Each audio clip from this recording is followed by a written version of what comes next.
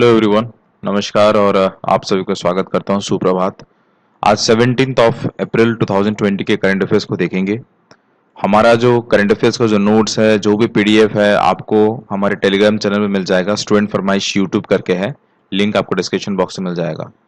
और अगर आप मेंस एग्जामिनेशन की तैयारी कर रहे हो तो फिर आपको 169 रुपीज दे के मेंस एग्जामिनेशन की तैयारी कर लेना चाहिए। वीडियो सॉल्यूशंस मिलेगा, टारगेट बैच होगा टेलीग्राम पे। तो काफी कुछ चीजें इनिशिएटिव हमने लेके आया हुआ है। तो बढ़ते हैं सबसे पहला क्वेश्चन की तरफ। जो भी है आपको लिंक डिस्क्रिप्शन बॉक्स में मिल जाएगा। वर्ल्ड वॉइस डे है ना, अप्रैल 16 को मनाया जाता है। तो इस बार का थीम क्या था? इस बार का जो थीम था दोस्तों, वो था focus on your voice in 2020। मैं आपको बताते चलूं कि ये जो मनाया जाता है अप्रैल 16 को मनाया जाता है, और जो इसका लक्ष्य होता है कि जो वॉइस है हमारे डेली लाइफ्स में, इसका इंपॉर्टेंस क्या है ना। तो इसको सेलिब्रेट किया जाता है। तो इस बार का जो थीम था focus on your voice in 2020। हंगजाओ में आप सभी को पता है 2022 में एशियन पैरा गेम्स होने वाला है। अक्टूबर 9 से शुरू होगा 2022। और हंगजाओ है कहां पे? चाइना में। तो मुझे ये बताओ कि इस बार का मैस्कॉट क्या है? इस बार का जो मैस्कॉट है वो है फीफी। फी फी इन दोनों का अलग अलग वास्ता है, मैं आपको बता देता हूं। अलग अलग मीनिंग है, यही है ना। ये है मैस्कॉट। क्या आप मुझे बता सकते हो कि 3 स्मार्ट ट्रिपलेट्स ये किसका मैस्कॉट है? कमेंट के बॉक्स में बताइएगा। 3 स्मार्ट ट्रिपलेट्स किसका मैस्कॉट होता है, मतलब हुआ है। एक और चीज मैं आपको बता दूं, ये जो है ये डिवाइन बर्ड है। ये क्या है? डिवाइन बर्ड, पवित्र पक्षी है ना। और ये जो फीफी बनाया गया है, इससे ही इंस्पायर करके बनाया गया है। और ये चाइना का लांगज्यू कल्चर से लिया गया है ना। यहां पे अगर आप देखोगे तो ये जो पहला फी है, ये जो पहला फी है, ये दिखाता है कि पक्षी का उड़ान दिखाता है, राइट। और इससे क्या हम ले सकते हैं कि रेस्पेक्ट, फ्रेटर्निटी अमोंग इंडिविजुअल्स, यही है। और दूसरा जो फी है, FEI फी, ये क्या दिखाता है? Mental tenacity, right. मतलब मेंटल स्ट्रेंथ क्या है लोगों की, अगर डिसेबिलिटीज है फिर भी वो मेंटल स्ट्रेंथ करके अपना ड्रीम्स अचीव कर रहे हैं। सो फी अलग अलग है ये, और इसका मीनिंग भी अलग अलग है। नेक्स्ट क्वेश्चन पे आते हैं। दुबई में एक क्रीक किंगडम, राइट, इसका ब्रांड एम्बेसडर कौन बने हैं दोस्तों? मैं आपको बताते चलूं, क्रीक किंगडम क्या होता है। क्रीक किंगडम ये क्रिकेट एकेडमी है ना, ये दुबई में है। और इसके चलते ये एक ऑनलाइन प्लेटफॉर्म है। इसके चलते जो भी दुनिया भर के जितने भी मतलब बता सकते हो, जितने भी लोग हैं इससे जुड़ सकते हैं। कोचिंग फैसिलिटीज अवेल कर सकते हैं, है ना। ये किस किस को कनेक्ट करेगा? स्टूडेंट्स लोग को कनेक्ट करेगा, कोचेस लोग को कनेक्ट करेगा, एकेडमिक्स को कनेक्ट करेगा, सब कुछ। तो इसका जो ब्रांड एम्बेसडर बने हैं, ये बने हैं रोहित शर्मा। रोहित शर्मा। BSNL के जो चेयरमैन एंड MD हैं, उनका नाम है PK पुरवार। इनको अतिरिक्त भार दिया गया है, कौन सा? MTNL का अतिरिक्त भार ये संभालेंगे अभी। So he is PK Purwar, right. Headquarter is in New Delhi. World haemophilia day ये कब मनाया जाता है? ये मनाया जाता है दोस्तों अप्रैल 17 तारीख को। अप्रैल 17 को मनाया जाता है। और इस बार का जो थीम था gate plus involved. Gate plus involved, right. देखिए 1989 की मैं बात कर रहा हूं, जब ये स्टार्ट हुआ था 17 अप्रैल को। अब इसलिए स्टार्ट हुआ था ऑनर करने के लिए। उनका नाम है फ्रैंक स्कैबनेवल्स। स्पेलिंग बता देता हूं, स्कैक नेवल्स, NAVEL नेवल्स बर्थडे, फ्रैंक स्कैनेवल्स बर्थडे को सेलिब्रेट करने के लिए वर्ल्ड हेमोफीलिया डे मनाया जाता है। नेक्स्ट क्वेश्चन पे आते हैं। रंजीत चौधरी ये पास्ट अवे, 65 एज हो रहा था इनको, और ये क्या थे? ये बहुत बड़े एक्टर थे। He was a super hit actor Ranjit Chaudhary. अगर आप इनके कुछ फिल्म्स के बारे में जानना चाहते हो तो मैं आपको बिल्कुल बोलूंगा कि खट्टा मीठा फिल्म आपने देखा है, तो वहां पे ये जो खट्टा मीठा फिल्म है ये बासु चटर्जी का फिल्म है, राइट। यहाँ पे इन्होंने काफी अच्छा किरदार निभाया था। ये एक राइटर भी थे और डायरेक्टर भी थे। और ये कौन सा फिल्म के डायरेक्टर थे? Sam and me, Sam and me. और he also played the role of Nikhil, कहां पे? स्क्वाडजा पारिक। तो काफी फिल्म्स हैं, इतने जानने की जरूरत नहीं है, but you need to understand that Ranjit Chaudhary was an actor and he passed away. WWF India for environment education के अभी अभी बने ब्रांड एम्बेसडर का नाम क्या है? इनका नाम है दोस्तों विश्वनाथन आनंद। देखिए WWF होता क्या है? World wide fund. It's not world wrestling federation, it's world wide fund. और एनवायरमेंट एजुकेशन के जो ब्रांड एम्बेसडर बने हैं वो हैं हमारे greatest chess player Viswanathan Anand. और WWF इंडिया जो है वो अपना 50वां वर्षगांठ मना रहा है। और ये जो एनवायरमेंट एजुकेशन प्रोग्राम है ये लगभग 5 लाख चिल्ड्रन तक पहुंचेगा और 2000 स्कूल्स तक पहुंचेगा हमारे कंट्री में। So it's celebrating 50 years of conservation in India. So world wide fund की बात करूं तो हेडक्वार्टर न्यू दिल्ली में है। वर्ल्ड वाइड फंड इंडिया की बात कर रहा हूं मैं, है ना। और 27 नवंबर 1969। This is Viswanathan Anand. बात करते हैं दोस्तों MGNREGS। What is it? Mahatma Gandhi national right rural Mahatma Gandhi national rural employment guarantee scheme, right. तो मैं आपको बता देता हूं इस क्वेश्चन में पूछा क्या है। सेंट्रल गवर्नमेंट ने हाल फिलहाल में रिलीज किया है कितना पैसा अपने सभी स्टेट्स और यूनियन टेरिटरीज को इसी स्कीम के तहत, ओके, क्योंकि जो भी पेंडिंग ड्यूज था लास्ट ईयर में इसको क्लियर करने के लिए यह है दोस्तों 7300 करोड़ रुपया। अगर आप लोग जानना चाहते हो कि ये होता क्या है, ये बना था 2005 में। और 2005 से मुझे याद आता है कि RTI एक्ट भी 2005 में बना था, राइट टू इंफॉर्मेशन एक्ट। ये जो है MGNREGS Mahatma Gandhi employment guarantee scheme in India, ये एक labour and social security measure है जहां पे राइट टू वर्क का अधिकार दिया गया है। ये सितंबर 2005 में पास हुआ था। इसको मनमोहन सिंह जी ने लॉन्च किया था और ये मिनिस्ट्री ऑफ रूरल डेवलपमेंट में आता है। मैं आपसे एक सवाल पूछता हूं। सवाल यह है कि हमारा रूरल डेवलपमेंट मिनिस्टर कौन है? ये है नरेंद्र सिंह तोमर। एक और सवाल पूछता हूं, इनका कंस्टिट्यूएंसी क्या है? कमेंट के बॉक्स में मुझे बताओ। ओके, नेक्स्ट क्वेश्चन पे आते हैं। रिजर्व बैंक ऑफ इंडिया क्या करेगा?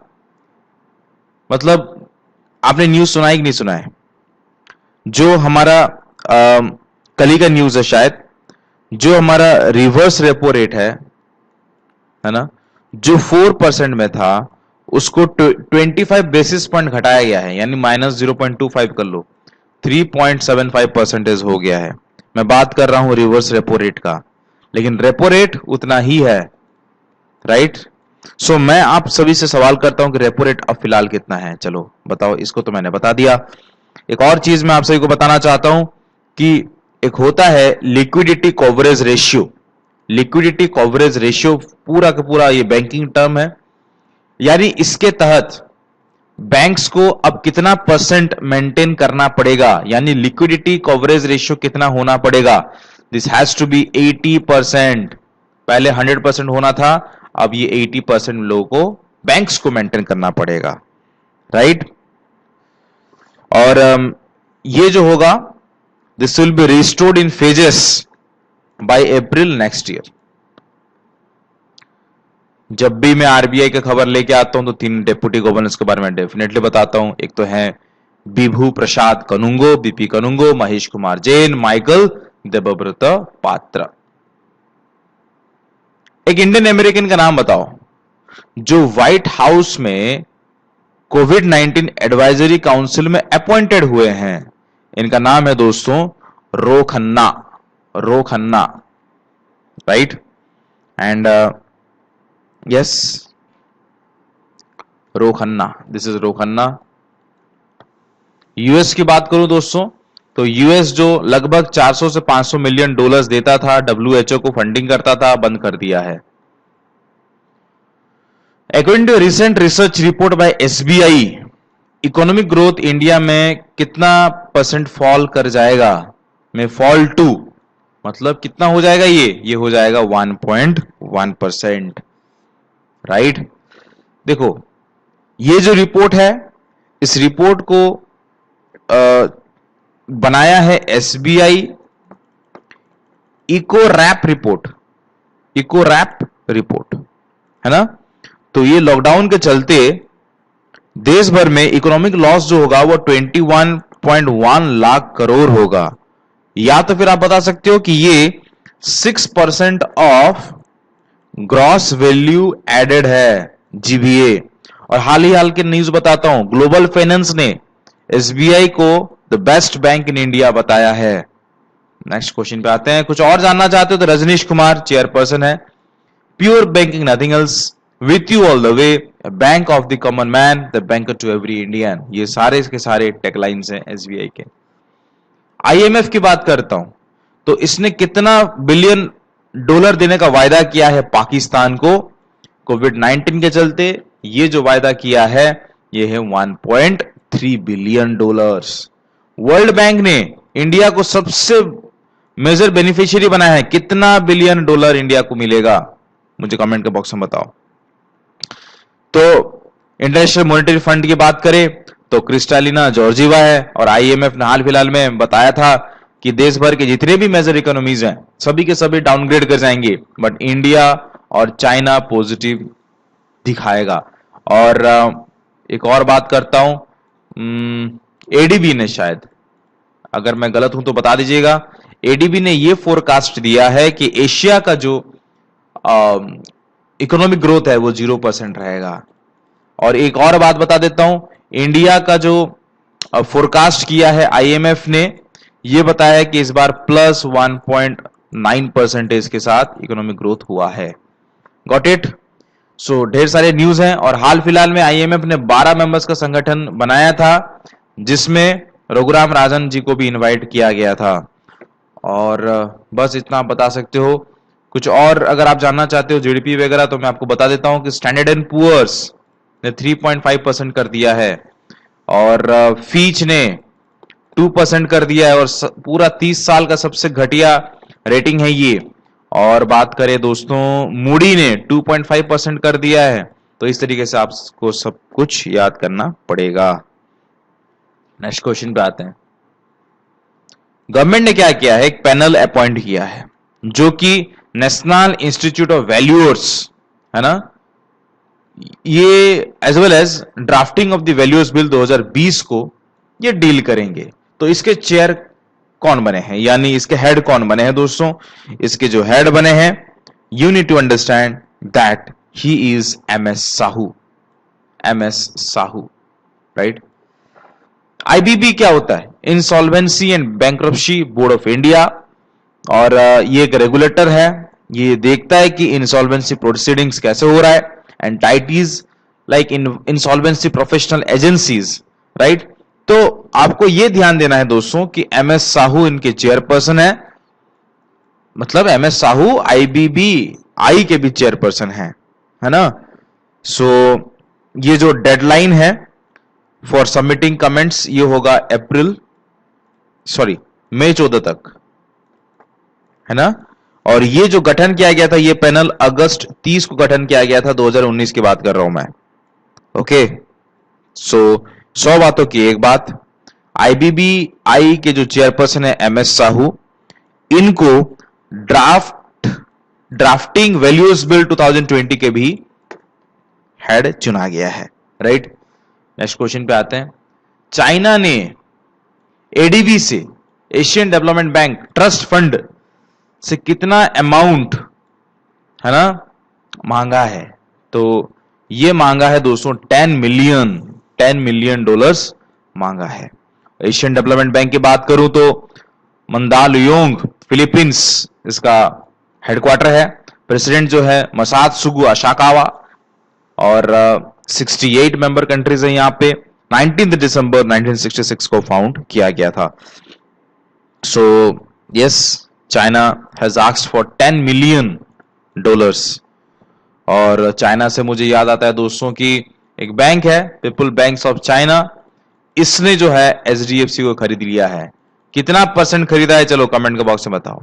और एचडीएफसी म्यूचुअल फंड ने स्पाइसजेट को खरीद लिया है, ये भी कितना परसेंट खरीदा है चलो कमेंट के बॉक्स में बताओ।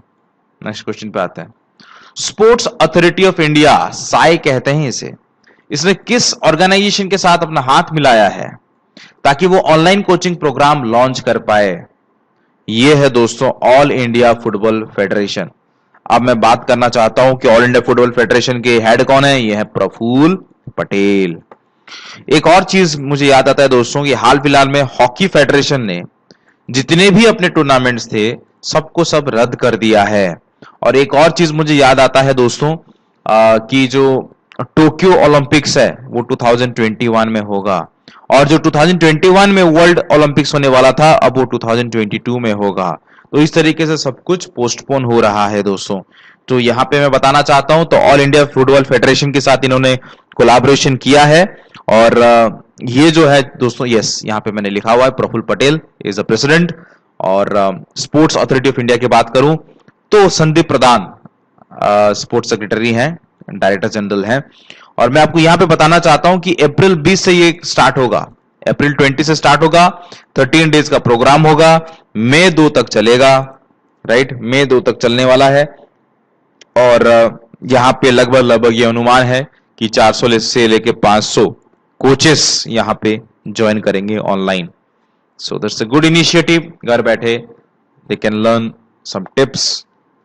वर्ल्ड रग्बी, है ना, इसने अनाउंस किया कि वो कितना रुपया देगा एज रिलीफ फंड, तो वो है दोस्तों 100 मिलियन डॉलर्स देने वाला है।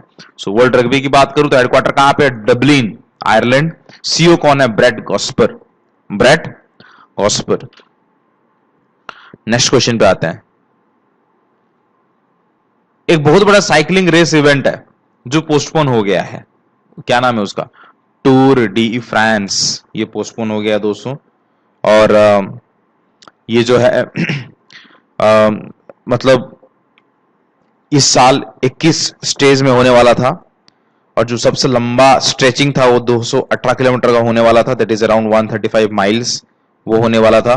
सो इमानुएल मैक्रोन जी का स्पीच में उन्होंने ये कहा कि जो भी पब्लिक इवेंट्स हैं जहां पे लार्ज क्राउड गैदरिंग होने वाला है सभी के सब कैंसिल कर दिए गए हैं अंटिल जुलाई, मिड जुलाई तक कैंसिल हो गया है। सो एक और चीज मैं आपसे बताना चाहता हूं कि ये 1946 के बाद, है ना, मतलब माफी चाहता हूं, 1946 में टूर डी फ्रांस नहीं हुआ था, उसके बाद ये पहली बार ऐसा है कि ऐसा हो रहा है, right. So the last time the tour was not held, it was in 1946 with the nation still emerging from World War II. World War II चल रहा था उस टाइम पे, it was also stopped. World War I के time में भी ये stop हो गया था, बट इतने लंबे समय के बाद अगर कैंसिल हुआ है तो ये साल 2020 में हुआ है।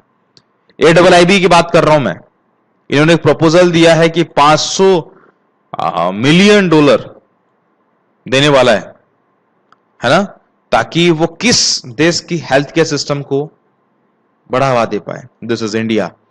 AIIB की बात करूं तो इसका जो हेडक्वार्टर है बीजिंग चाइना में है, and Jin Liqun is the president. 76 members are there.